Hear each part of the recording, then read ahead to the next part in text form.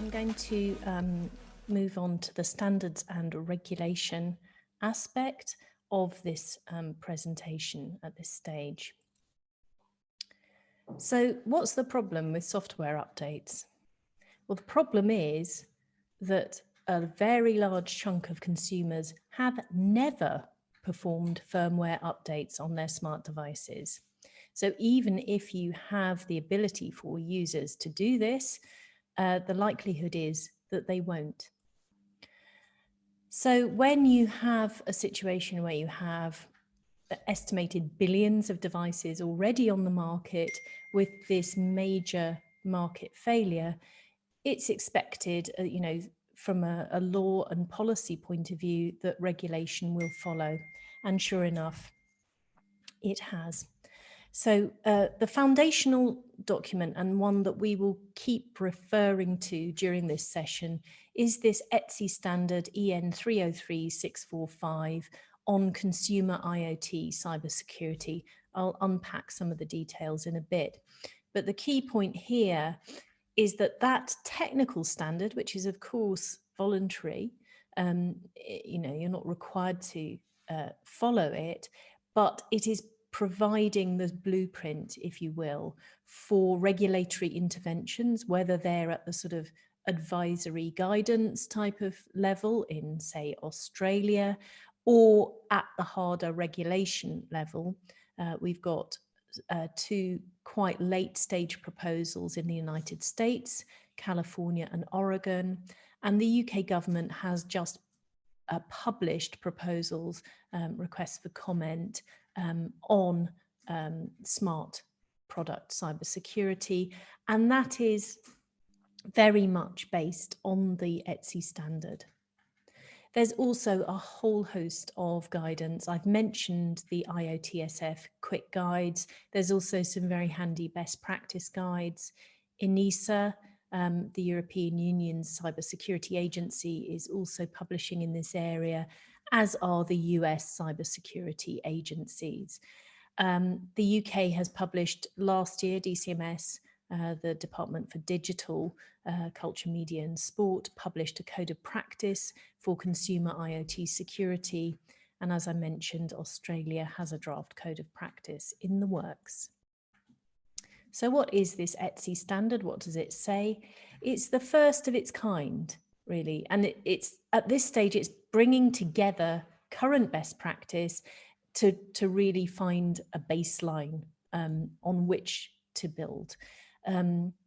It contains this sentence, as consumer IoT products become increasingly secure, it's envisioned that future revisions of the present document will mandate provisions that are currently recommendations. So inherent in that, you have the idea that this standard, the ETSI standard, is a living document. It will continue to evolve with the input of technical experts as the market starts to develop. And mandate in this context has to be understood as it is a technical standard. It doesn't have the force of law.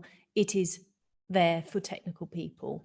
However, the important aspect is that this being a blueprint for legislation, the legislation makes mandatory things that are covered in the ETSI standard, or will do so. We are looking at three aspects of the ETSI standard in this webinar series and in the quick guide series: universal passwords, as I mentioned, vulnerability disclosure, and today, keeping software updated. But there is actually a lot more in the ETSI standard, and I do recommend that you go to it and have a look at it if you're working in this area. If you have been doing, say, GDPR compliance, or if you're covered by the NIST directive, a lot of what's in the ETSI standard would come across to you as sort of cybersecurity best practice and pretty sensible. Securely storing sensitive security parameters, communicating securely, minimizing exposed attack surfaces. These are all things that, and if you have certification, say, ISO or even Cyber Essentials, they will be taking you through very similar considerations. So none of it's really out of line with best practice, but the implication, the relevance today is that it is being used in order to inform legislation in the UK and also across the world. So what is the UK doing? Very early stage at the moment. We've got published request for comments. What's it saying now? It's saying that it applies to network connectable consumer IoT products. And I think that we should just pause here and note that there are other sectors like smart cars or healthcare where there's already a lot of guidance and regulation that applies. This is for the stuff that falls through the gaps. It's for the consumer market, but of course we all know that a lot of the devices that are aimed at consumers, for example, in all of our home studios that we're having to build through the COVID pandemic, we all will have webcams and other smart devices. Yes, these are primary consumer objects, but actually these are used in the business environment too. And it doesn't really differentiate or exclude those used by businesses. It's setting out obligations for producers of IoT, of smart devices, but also a duty of care for distributors. The duty of care is coming through in various legislative proposals, particularly in the UK at the moment from the same department.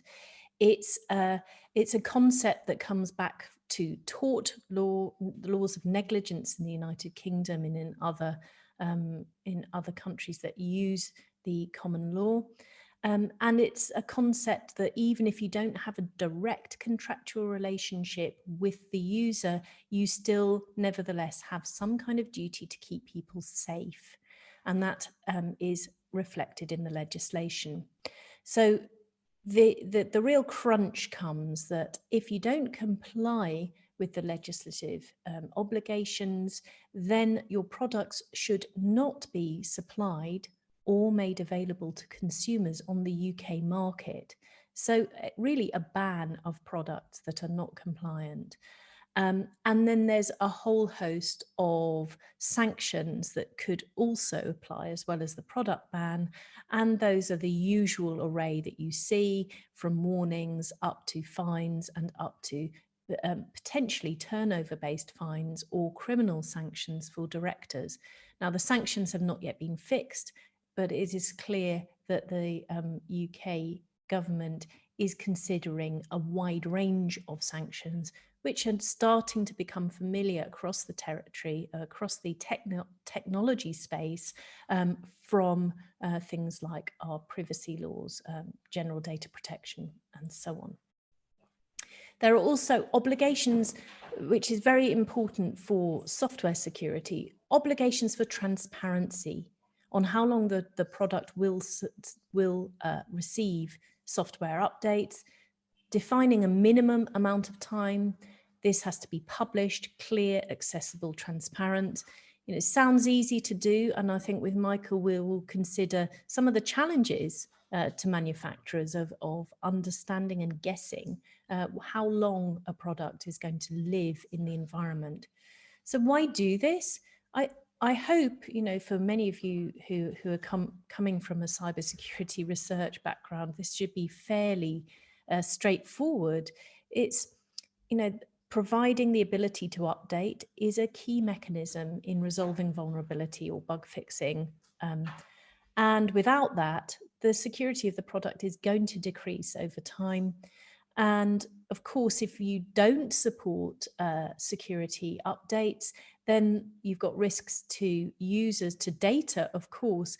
But while these are products in the market, these are physical products, there is also the risk of physical harm at the same time, all of which could impact people, networks, and businesses, as well as business continuity. So as I mentioned, we have a series of quick guides, which I really recommend to you for further reading. They're not quite as heavy going as reading the original ETSI standard, and draft legislation provide a relatively short summary and lots of references as well to the key materials that I've mentioned today. And so they're a good starting off point if you want to familiarise yourself with the territory.